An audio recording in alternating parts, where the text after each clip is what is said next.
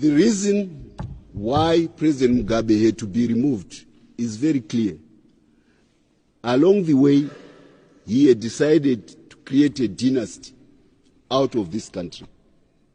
So he was moving with his own succession agenda outside the context of the Zimbabwe people.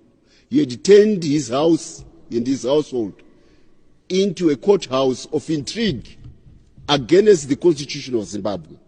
This is what then led to those who had put him in power originally, the war veterans. We know where Mugabe came from.